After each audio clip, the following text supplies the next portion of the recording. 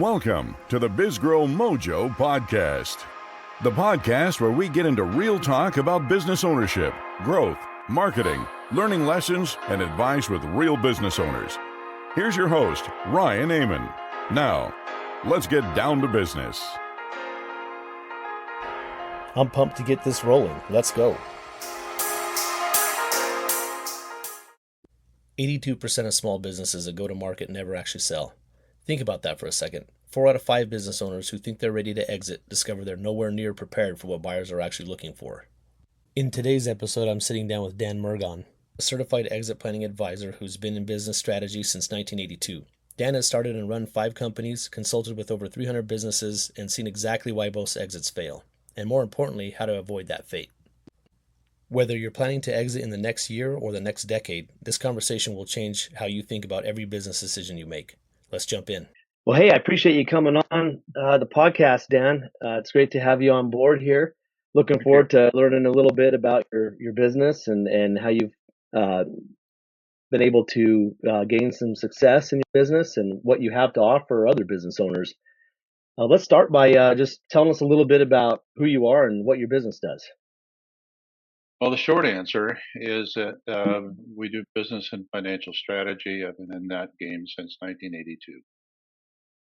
Okay. So I work with the business owner, typically in the 500 to 5 million range as far as top line revenue, who recognizes that their business is an asset that needs to be polished and built so that someday they can think about selling it. So Awesome. it needs to be profitable. And when I say profitable, I don't mean you can just pay your bills. I mean, when a buyer looks at you, they're going to think you're an asset they want to think about buying. You have to be healthy as an organization, and you have to be marketable. And that all is kind of the preface to say that 82% of these small businesses that go to market don't get sold in the first place. So that, to me, presents a problem, right? Yeah, absolutely. And that's where you come in to help solve that, right? To the degree we can, yes. Yeah. Part of the answer to that, Ryan, is that most of the baby boomers, and of which I'm right in the middle, kind of got their business, how to sell a business, how to operate a business thinking back in the late 70s and early 80s when they got out of college. And I don't know if you've noticed or not, but the world has spun just a couple times since then, and things are quite different. So, yeah, it takes quite a bit to kind of, somebody will go to the business broker or they'll go to the mergers and acquisitions company and say, okay, I'm ready to sell. And by and large, what they're stating is an emotional, I want to get out of this thing. But when you look at the math, they're nowhere near ready to sell for a price that anybody would accept. But they're not actually ready. Yeah. Right. What inspired you to start this business? Well, I guess the business has sort of morphed over the years. In its current iteration, I had been doing a lot of, probably for the last 20 years, a lot of one-on-one executive coaching with business owners and leaders, right? And I ended up in a conversation with a doctor a few years ago, and I asked him, so how long are you going to run the practice and what are you going to do afterwards? 2 very simple questions that most people should have an answer to, right? He goes, I have no idea. I don't know what it's worth. I don't know what I would do afterwards. They're going to have to carry me out of here. And I thought, okay, he's thought that through a little bit. But I also realized that I'd been hearing some version of that by most of the people that we were kind of hanging around and talking to. So I looked at the industry and I figured out. I mean, I've got estate planning and financial and management, all that kind of stuff in the background, all those credentials. But I realized there's a lot of folk out here who want to be in the exit planning space, who haven't started and run 5 companies, haven't raised money, haven't sold, haven't consulted with 300 companies. And we're a little different because of that, right? Yeah. And so I'm not in it for the assets under management when the sale happens. I'm in it for helping the little business guy get to the big business guy, so he can answer the question if his biggest competitor walks in his office tomorrow and says, Ryan, I want to buy your company. Here's my offer. Ryan needs to be able to say, well, thank you very much, whoever you are. Um, but I know we're worth this much, and here's why. And if you can't answer that question, you're guessing, Yeah. and guessing doesn't get you real great results. Yeah, absolutely. I want to come back to this a little bit more about, how you're helping business owners. But before we get too deep into that, I'd like to talk a little bit about how you're finding success in your own business, if that's all right. Yeah. Yeah. So how does your business actually make money? Is it is it a flat fee? Is it an hourly rate? We charge a retainer on a monthly basis. We negotiate that in advance of each segment of the work we do. Multiple services have different pricing ranges. And some of that has to do with the size and complexity of the deal. Some of it is simple, straight out executive coaching, which we're still doing a lot of, pretty standard flat rate for that. Gotcha. Okay. What were some of the early wins and breakthroughs that you had, like building your own business? Well, I don't know that I would have started 5 companies if they were all wins, but um, Rule I of hard think knocks, right? learning that tenacity is a better definition for stubbornness, right? Yeah. Stubborn means I'm obstinate and I'm rude. Tenacious means I'm strategic. Don't give up. And one of the things that I learned several years ago, probably 20 years ago, was that not everybody's like me. And the more I'm allowing them to be them, the more I'm actually hearing what their challenges are. And I don't sell. Okay, I don't do peddler. I'm not here to push anything down anybody's throat. I'm here to solve problems. And if I had had me back in 1980 or 90 or 2000, things would have been completely different. Yeah. Yeah. What are some of the challenges that you face in just growing your business to this point, to where you're doing what Well, you're doing?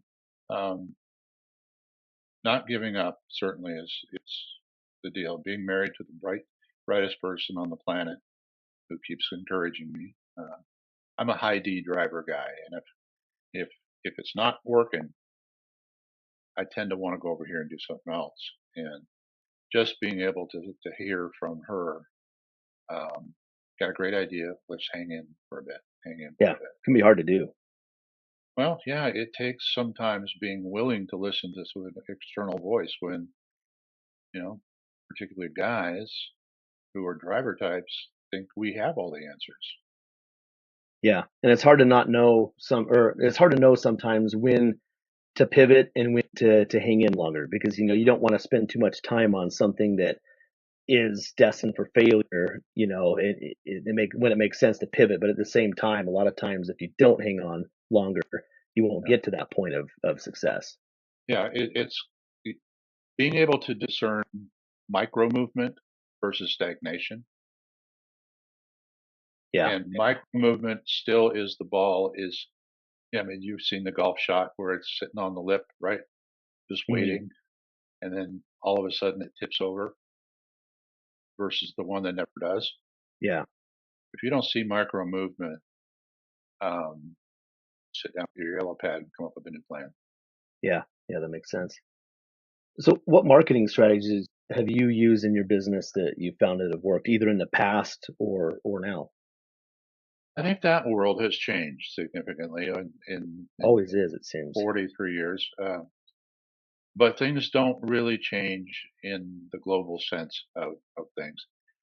It used to be the law of large numbers, 2,000 pieces of mail a month. Direct mail got you Oh, okay. 30 or 40 leads. That was,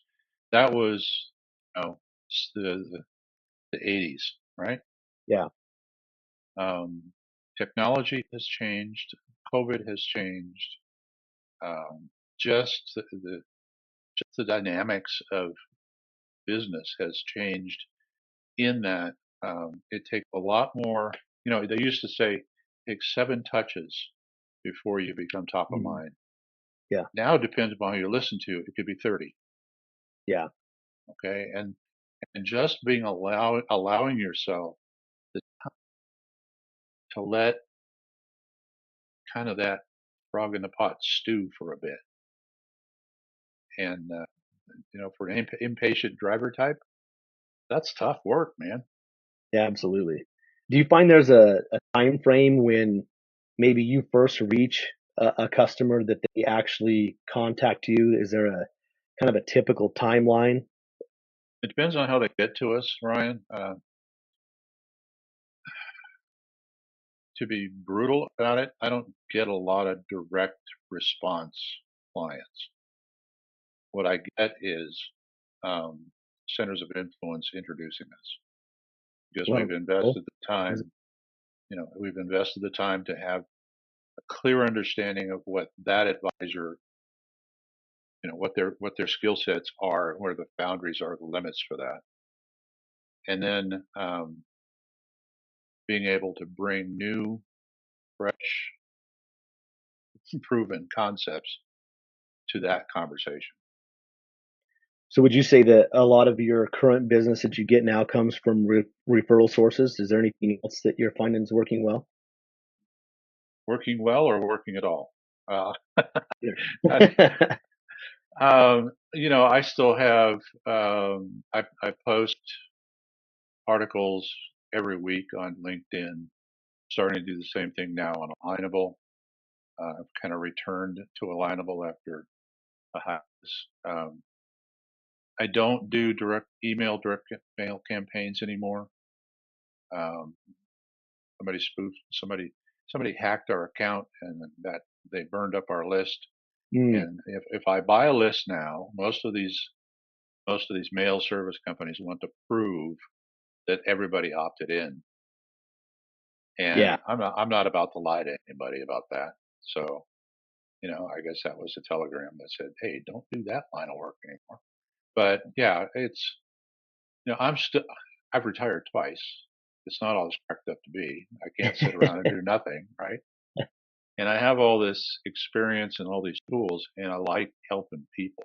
So that's kind of where it comes off for me. And if I can just build, the firm comfortably, and my wife and I can travel and take care of the grandkids, I'm a happy guy. Yeah. Yeah. What more could you ask for, right? Not have to work at all. Well, but you said you came back. I know. Yeah. Well, yeah, we experienced breast cancer 3 years ago, Oh, dang. Yeah, and that's rough. so part of this is she's doing fine so far right now, thank you Lord. But there's always more trips and more of this and that, whatever. So Yeah. Yeah, I hear you. sometimes you got to write your retirement plan in pencil. Sure. Yeah. Erase it, come back and adjust it, pivot later. Um, do you find anything that works particularly well once you have somebody interested in your services that seems to kind of close the deal? Any particular thing that you're talking about or doing that seems to kind of speed that process up? I think, and I just got off a call with a new bookkeeper who just launched his practice, and this topic came up: how to differentiate yourself from all the noise, right?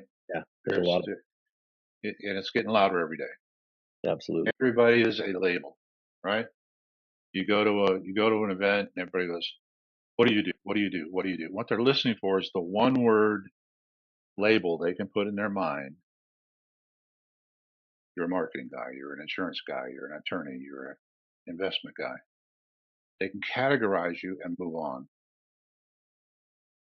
I started doing something the other day that's probably I'm gonna lay this out, and everybody's gonna go, "Whoa, I got to steal that." Well, free, just send me money. Anyway, uh, I said, "Do you want the 2-second answer, or do you want to know what I do?" And the first time I did that, the room kind of stopped and went, "Huh?" because they weren't paying attention, right? Interesting. And I said, I can tell you in 2 seconds the label, and you won't know jack about Dan. Or I can spend 15 seconds giving you a high level overview. Which one do you want? And I made them choose. And it goes back to Seth Godin's book, The Purple Cow. If you've never read it, you've got to. Seth Godin is a major marketing Oh yeah. expert, um, brilliant thinker. Well, his book that he wrote a bunch of years ago now, called The Purple Cow, lays out this idea of you, let's call me a business coach, business coach, business coach, business coach, business coach, business advisor, business strategist. I'm doing ostensibly, well, I'm doing it better, but I'm doing ostensibly the same thing. But I made him stop and go. So his thesis is you have to be just different enough that people stop and go, well, what does that mean? You haven't engaged them. His picture, his mental picture, storyline is you're on vacation, doing a road trip with your family, driving through farmland and ranch land, and there's cows and there's cows and there's cows and there's cows and there's cows. And you turn a corner, go over a hill, and all of a sudden there's a purple cow sitting in the field. What do you Yeah. do? Attention. You put on the brakes and get out and look, and you go, what the heck is that thing? You've engaged with that cow and you ignored all the others Just because it's simply different. because it's different. So do that, and you'll stop being a commodity. So do you feel like do you go by a different label like than business coach? Do you feel like that's important, kind of like that title of how you define yourself and No, refer? no. From? Certified exit planning advisor is sort of the label de jour out of 7 different credentials we have. But what do you do, Dan? We focus on strategy for the business owner. Everybody's chasing tactics. Okay. And when you're done with the fads and the trends and celebrity worship and your Uncle Fred's advice, and you need real results, that's what we do. So I call it business and financial strategy, and they have to put together, and they're different than what you've probably heard. Okay, interesting. Yeah. Stumped them. Yeah. No, that's but interesting. the point is, you're thinking about where that goes now, because everybody has this road of standard in our conversations. This is where I'm going to go. This is what they said. I can just move on to my next standard, whatever thought. And if you can't stop them, you're Yeah. never going to engage them. Got to have something to differentiate enough to draw their attention away from just You're, moving on and you're still a categorizing. cow. You can probably get milk and leather and meat from it, right? But it's a Yeah. different color. Why? It creates what's going on kind of questions. Yeah. Absolutely. Yeah, that makes a lot of sense. So in your business, have you found any tools or systems that really make a difference and seem to be the differentiator to help you keep things running smoothly? For our own operations, Yeah. we use the same tools that we recommend to our clients. Um, so, I mean, Outlook, all the junk that goes on with that. But I use EOS, or Entrepreneur Operating System. Comes from a book called Traction by Gino Wickman that he wrote in 25 years ago. Is this a system? Yeah, it's a system that's pretty much taken the business space by storm for the last 20 years. And really, it's a simple matter of creating your vision, and it makes you understand. And that system doesn't do it. It kind of goes along with my philosophy. Mission and vision and mission have to be laid out first. Vision is the strategy. Mission is the plan. And so what's interesting is I always laugh when I go into a business, and behind the receptionist wall, or the receptionist desk, on the wall is their mission statement. We strive to be. I don't care what you strive to be. Why don't you just be? Okay. So here it is. Your vision is where you're going to go. Jack Welch, when he was running General Electric, used to drive his leadership team crazy because every time they'd come up with something, his first question was, "So, Ryan, how does that help us fulfill our vision?" Vision is where we're going to go, why we're going to get there. What are we all going to gain when we arrive? The mission then is it's kind of like we're going to go to war on this topic. What are the individual battles? What are the resources we need? That's the mission. Okay. Yeah. If you get that figured out and you stick to the vision, people engage with it because you're telling them about it all the time. They're going, I like Perfect. this. I get some of the reward at the end, right? Stop being a Yeah. selfish jerk and share with the people that helped you make it. Absolutely. Yeah. Yeah. That makes sense. I think it sounds like it helps, keep a better, keeps you on track better for the ultimate goal. I think a lot of business owners kind of flounder around with their mission statements and, what they're actually trying to do because they don't have that clarity. And Goldman Sachs 1000 and SBDC and SCORE and all these books that you can read on what you should do, great, but they're tactics and they have to be secondary to the reason you're in business. And And sometimes the tactics change with the times. absolutely, but it should your vision. Yeah. Sometimes your vision needs to be refined. Sure.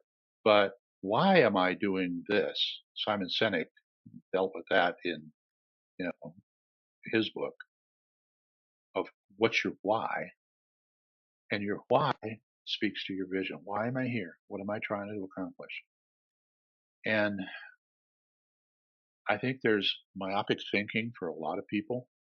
I'm going to be a businessman and I'm going to start this IT company and I'm going to turn it over for $40 million next week.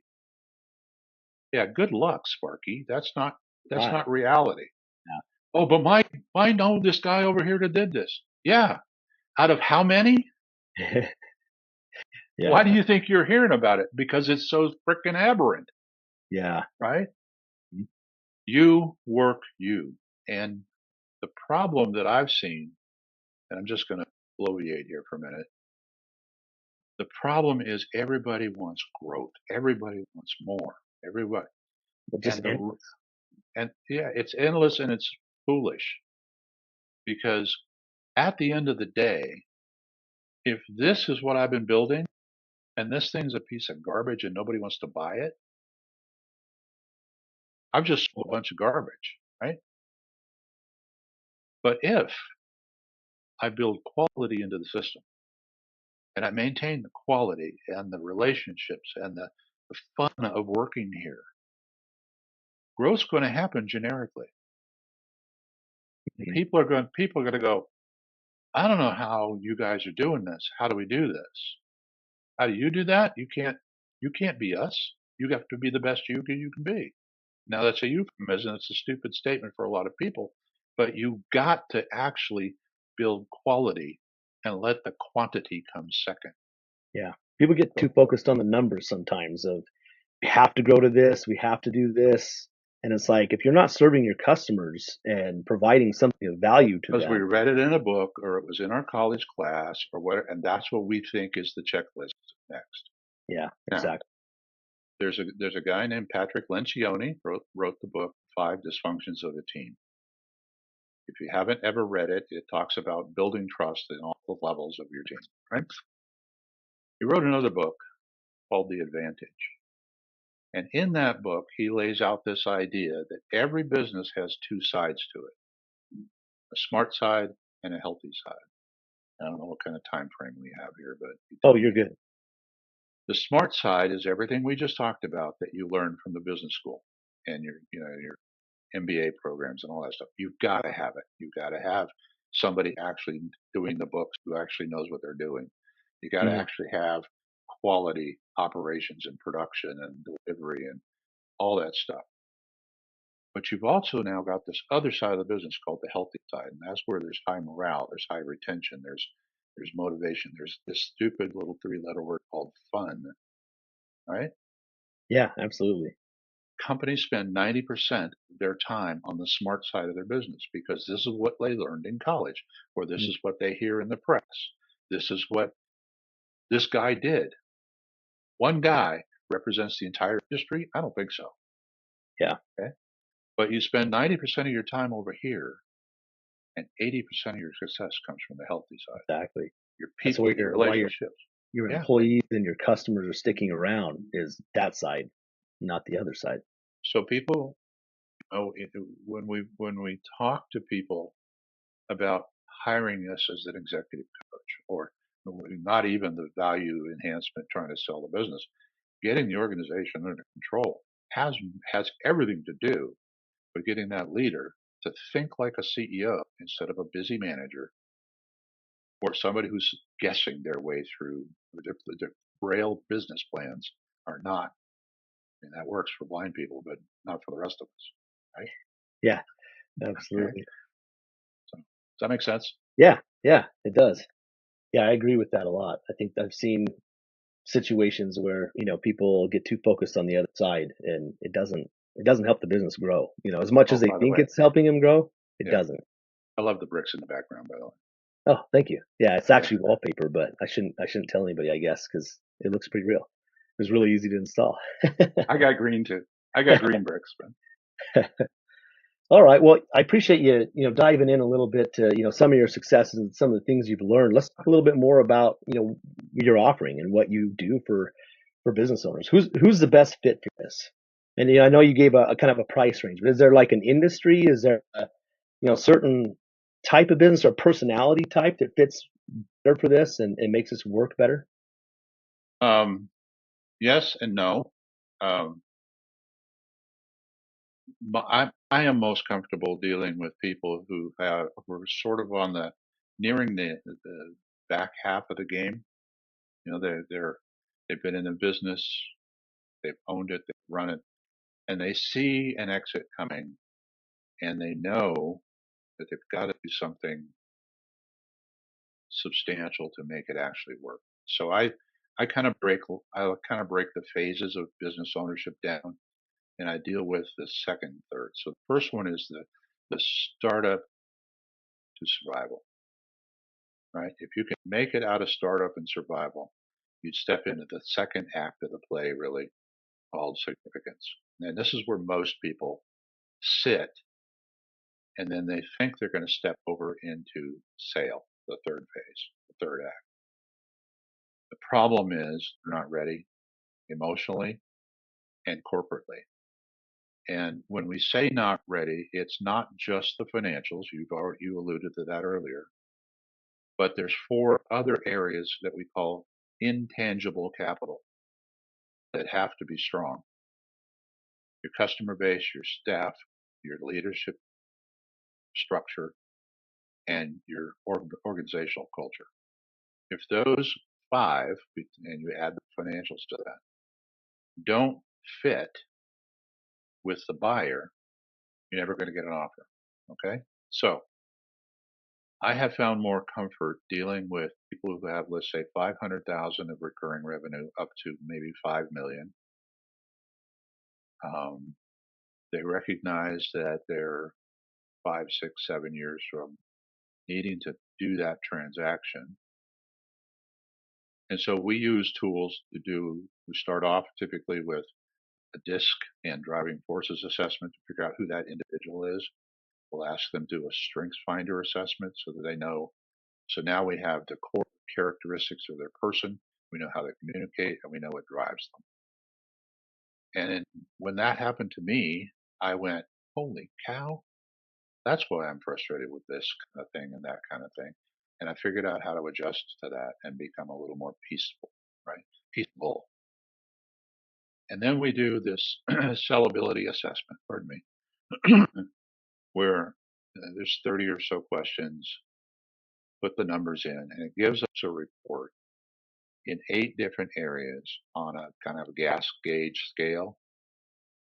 and blends it together and says if you're in the 50s and you got up to the 80s, your value would go from here to here. And it goes based on their NISC code and the industry, I guess the geography. It's a pretty reasonably valid valuation. So what I'm doing is I'm working with a lot of bookkeepers and accountant firms who don't offer valuation or business enhancement. We do that assessment for free, and then we go into coaching when it comes time to here are the holes in your boat, and if you don't want to drown, Okay. here's how we fix them. Does that make sense? Yeah, absolutely. Now, I know that's, the evaluation is a fairly complex factor, and you just talked a little bit about some of the, the things that go into that. But is there kind of a rough, you know, revenue-based estimate a business owner could get that, might give them a little bit of an idea what their business might be worth, just, kind of based on their recurring revenue or their profit margin? Trying to decide if I want to go that route or not. The reason we use this particular tool, and there's several tools out there where you can go to the web and find whatever.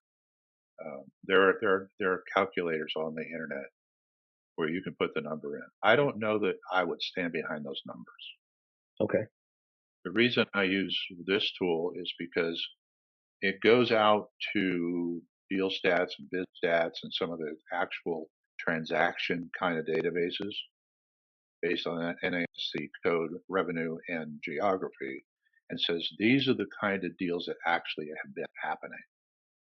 So it's not a projection formula. It's a what's really going on the market formula, right? Kind of like with real estate, based on what's actually sold. It's comps, right? Right, Yeah, in real okay. estate. Yeah. And then from there, when we add that with the components of what's going on with the rest of the organization, we can see where, the typical transaction right now is about 3 times EBITDA. Okay. Okay. Can you explain how that works? What EBITDA is for people that may not know? EBITDA is a number that your CPA is not going to explain to you, but it's earnings before income tax, depreciation, and depreciation allowances, or amortization. Depends on the size of the company. Others will be doing what's called SDE, or sales or seller's discretionary earnings. Both of them are close. The math's a little different. But the basic idea here is on your balance sheet, you got income, cost of goods sold, operating expenses, net profit, right? Yeah. The cost of goods sold, probably can't do much about that as far as adjusting it. But the operating expenses, that's one where you have to really take a good look at it. So Yeah. your CPA will give you an EBITDA so that you pay, which means your cost of goods, your expenses are high so that your tax bill's low. Okay. So they tell you, go ahead and take that, resort property in Tahoe and call it a business expense. Just make sure you get your team there once a year, right? And write it off. Go ahead and pay yourself an extra 100,000 a year. It's reasonable and customary, whatever. But the buyer's going to walk in and go, well, no, I'm not paying for Tahoe, Yeah. and I'm not paying for a puffed up salary, and or a list of oddball, stupid things I've heard over the years. It's plain. So some of those things that Stupid you stuff. might recommend aren't necessarily the best for approaching the exit. Actually, no, because what's going to happen is if I'm a buyer, we walked in and we made that offer. We're going to dig into your books, and if we dig into your books and we find fluff, what else are you hiding? Right? Is It there any kind of way? displays or projects an ethics issue. Yeah. Is there any way that you would recommend to somebody that's maybe approaching the sale that they're doing everything they can to try to minimize their taxable income and that sort of thing. Maybe they're, doing some of those things. Is there anything you would recommend doing, approaching that sale or, thinking about it down the road to start changing, anything specific? Yeah, there's a lot of different, well, not a lot. There are several different ways that you can minimize the capital gains tax on a business. Um, all of them have what I'm going to call tentacles to them, qualified business investment, things like that. You recharacterize the, the stock in your company, and when you sell it, then you've got some limitations on how you can use that money for 5 or 10 or now 15 years. And assuming that you don't do it wrong, then you do not have to pay the capital gains tax. You do it wrong, it all comes back and you pay it all at once. How do you get out of the company tax free?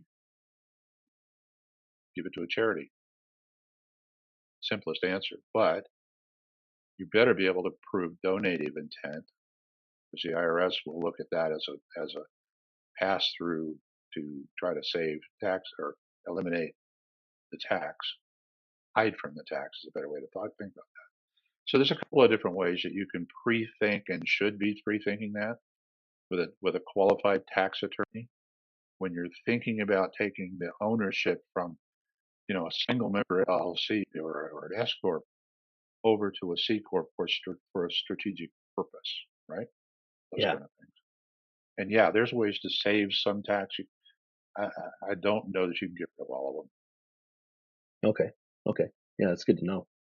Now it sounds like you work with a fair amount of people that are kind of approaching, maybe retirement, planning and looking to exit in that way.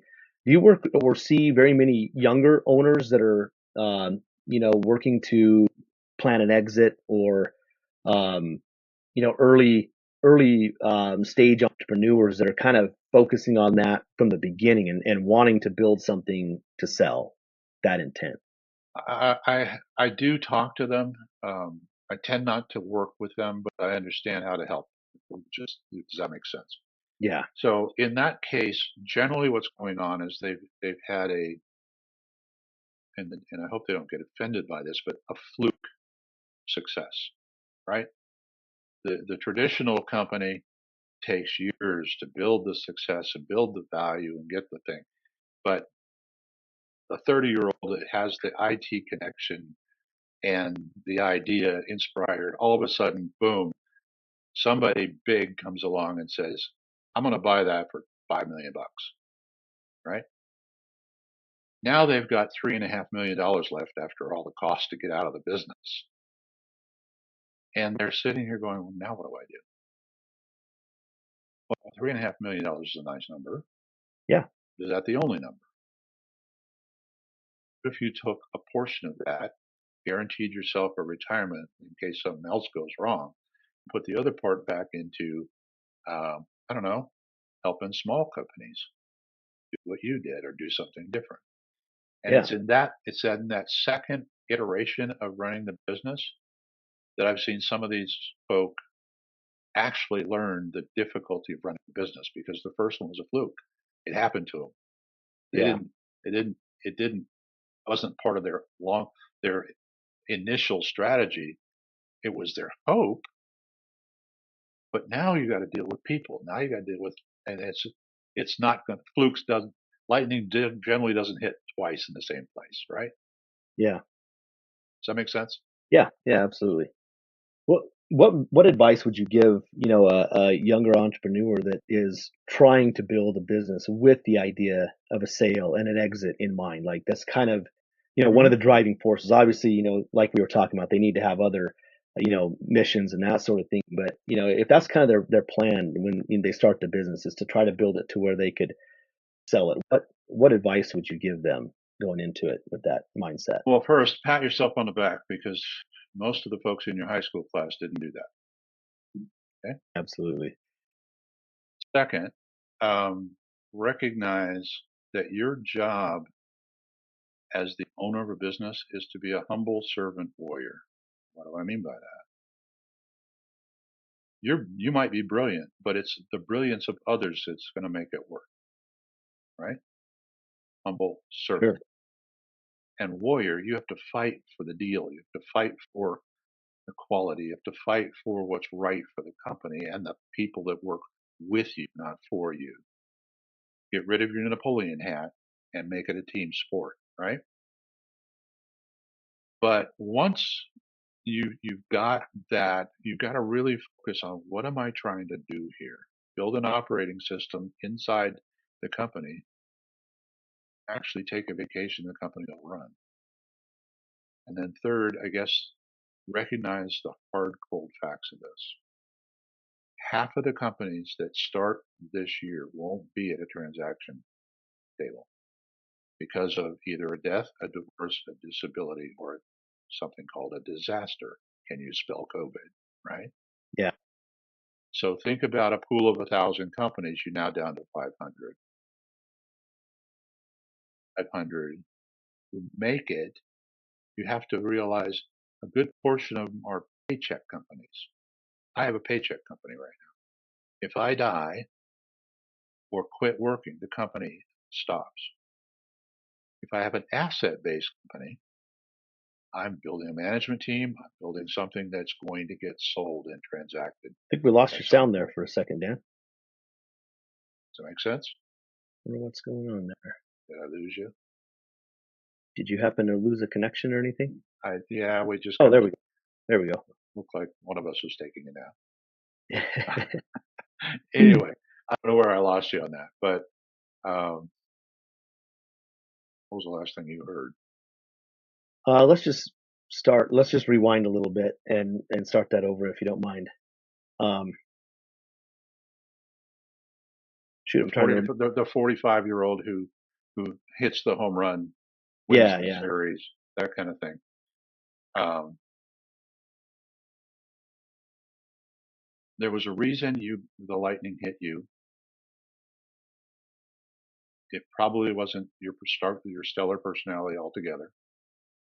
Being the humble servant warrior says, okay, now I'm going to have to go out and learn how other business works. And so there's a lot of folks in that range who may take a roll up, or they might do, the scale up where they're going to go off and find there's a guy and his wife, I can't remember her name. What's the name of the book? Sorry. Yeah, no worries. There it is. Shelley Ann Robb Walling, Walling. She is a psychologist, PhD. He started and ran I guess it was some form of IT service. And it grew to this monster and he sold it. And she chronicles the psychology challenges of selling a business and going through the deal and that kind of stuff, and the what's after that they weren't ready for. You've got to start thinking, okay, if this thing sells, who could I go help? What should I be doing? And it doesn't have to be necessarily at the same intensity level as the first one, but it could be a lot more strategic and discerning, right? Yeah, What I kind think of people do I like working with? What kind of people people don't I would like? like to get to that point where they can take a step back and be a little more intentional about what they're doing and structure their life a little better. Yeah. After that first sale. Well, in the first sale, you learn a lot. Most of the people who actually do transact um, end up with some kind of earnout or some kind of challenge that they don't like. Um, very, very seldom anymore do the private equity guys walk in and write you a check, take all the liabilities, and let you go home. Mm. Okay. Why is So they got smart. that? Okay. Lesson learned, hard knocks.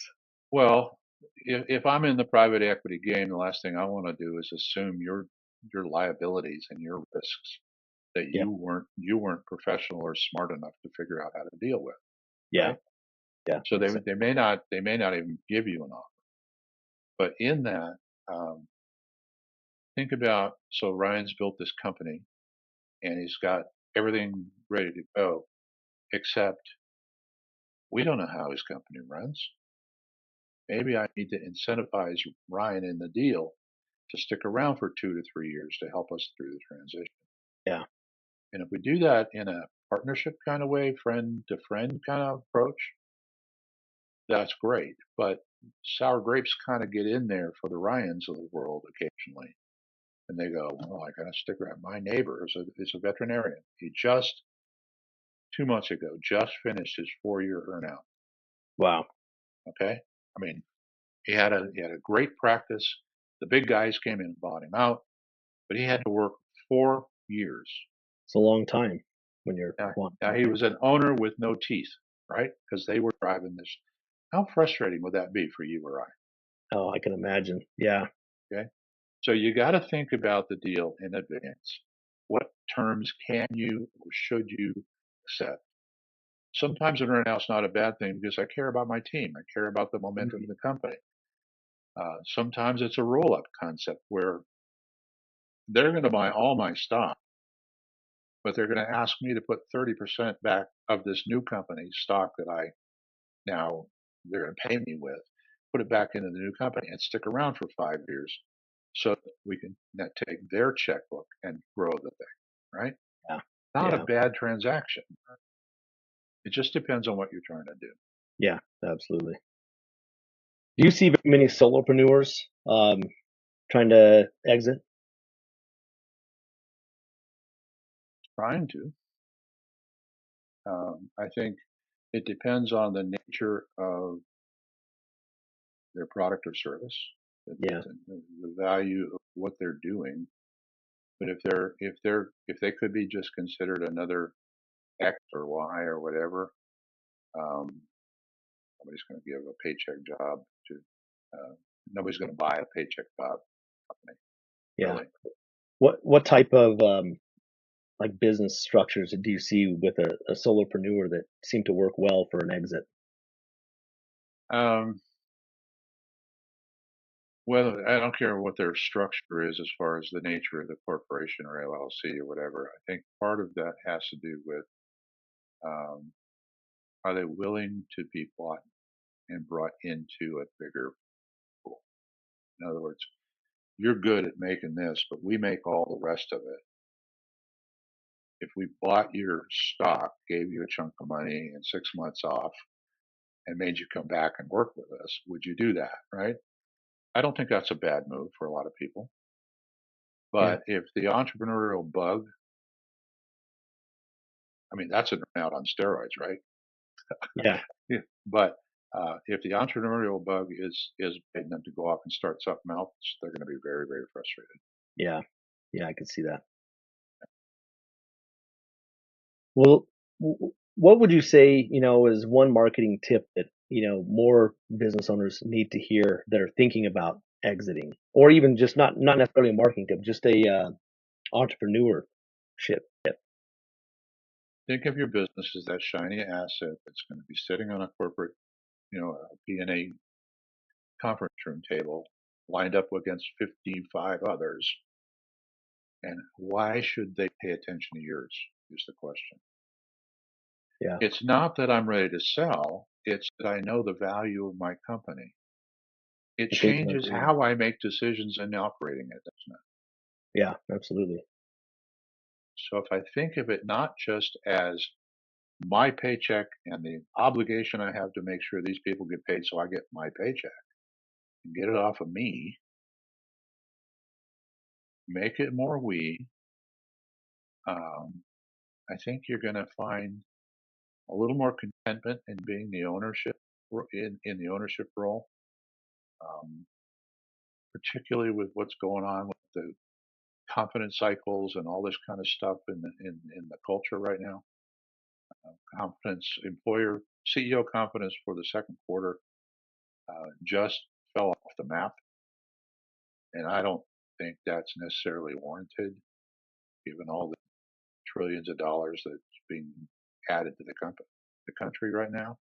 But we're going through change, and anytime there's change, everybody gets a little weak in the knees, right?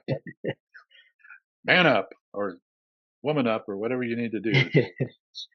Toughen up, Buttercup, right? Yeah, yeah. Well, What advice do you think most business owners that have exited would give to somebody, um, or what to themselves if they started over? What would they do differently? Think about the end early. Think Is the about how beginning long. too early, or is that No, good? no. I mean, remember, half of them aren't going to even get to the transaction because of those 4Ds that we talk about: death, disability, divorce, and disaster. So you have to mitigate that stuff to the degree you can. And you have to really understand the nature of your business. Are you a solopreneur, paycheck kind of company? Are you intending to sell this thing? And you can still, even in that case, document your processes and systems and have an asset that can be sold. So it's just, what is your strategy?